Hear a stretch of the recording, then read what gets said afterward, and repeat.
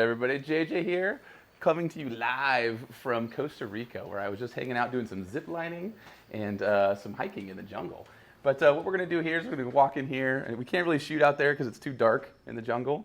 But you can see how we watch the open. But what a great workout! I love this workout, not just because I'm a tall guy and I'm pretty decent muscle ups, but I think it's great because it's a combination of two movements that are good for tall people, but then usually shorter people are going to be better at muscle ups. So it's kind of got that balance, which is something I like to see. And so when we look at this workout, it's going to be very different depending on your goals and if you can do muscle ups, right? So let me talk about first the strategy for if muscle ups are probably not going to happen, or you're just looking to maybe get one. I think the best way for people to break this one up is actually to do a 16-calorie row and 24 wall balls for 5 rounds.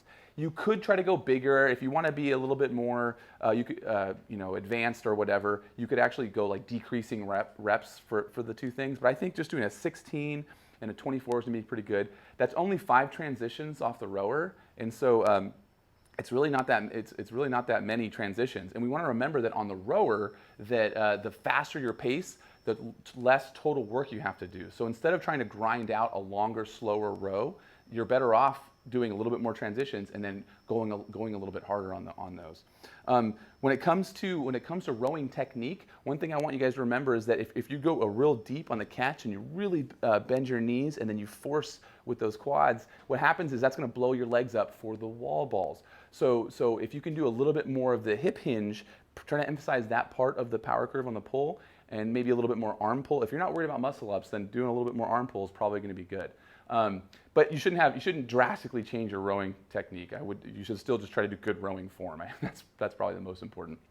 Then, so when it comes to wall balls, one tip I'll point out is usually small, fast sets are a good idea because letting that ball fall is just less work for you to do, and then you can just do the squat clean to get it right back up again. So when we're doing something like 120 wall balls over a period of 5 or 10 minutes, just doing sets of 5 or 6 at a time is actually a good way to keep moving without doing as much total work output.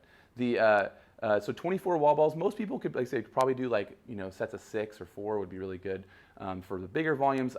If we were doing 120 in a row, I would say probably break it up more. But I think a lot of people may even do 12 and 12, or 24 in the first set. But I will say this, if you want to save your shoulders, then you want to make sure that you keep your elbows close, and that way you're using your skeleton like a frame, so you're not having to squeeze the sides of the ball. You're going to hold the bottom of the ball, because what that does is if you hold the sides of the ball, the center of balance is here. Oh, look, there's a ball right here. If I hold the sides of the ball like this, you can see how much lower it is from the target. Where if I put my hands down here, I've now increased the height of the ball at the release point, and so that's less total work to get it up over the target. So if you can hold the bottom of the ball, and there's also this mechanical thing that happens with your wrist, like a trebuchet, and you can use that wrist flip, and it will get the ball sometimes 6 or 8 inches higher with the same amount of energy output. So that's one way we can really use less energy and save our arms, especially if you're going on to muscle ups. Those of you guys who are looking to do muscle ups, I think probably the best thing to do is use a similar format with the 16 and the 24 for 5 rounds. But what you do is start with a big set of muscle ups, not huge, don't go to failure. But for people to be able to finish, they need to be able to do 4, 5, or 6 unbroken, consistently every so many minutes. Then you have a shot at finishing. If you're somebody who can only do 1 muscle up at a time, just do 1 muscle up, go do the row. Do a muscle up, go to wall ball. Do a muscle up, go to the row. So you're splitting it up. You're just catching those muscle ups and collecting them as you go to the transitions. Don't necessarily do row, wall ball, muscle up, row, wall ball, muscle up. Mix it up more, because your arms will have rested a little bit, and so then you'll be able to be more consistent, and you shouldn't go near failure. Remember, a failed muscle up usually takes more energy than a successful one. Now, some people they really benefit from linking them because they can conserve the energy and go up. So you may want to take a little bit more time and then do an extra rep or 2 if you're one of those people. But I think the vast majority of people are going to have a better time just putting it in between the other 2 movements, right? So, for example, if you were able to maintain 4, if you started with 4 row, 4 wall ball for 5 rounds, you're going to get all your reps in, right? Because you're going to end up doing 10 sets of 4 muscle ups, and then you're good. Last point: the tiebreaker is when you finish the wall ball and the row. So, if you only get 2 muscle ups, it's that time.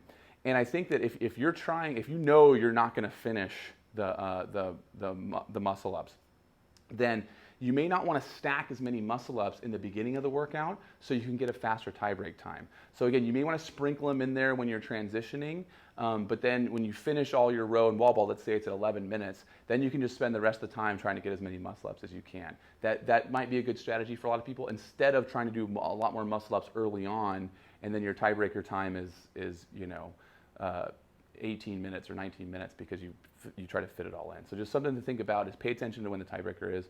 That's it, guys. I'm going to go to dinner in Costa Rica. I'm here for my 40th.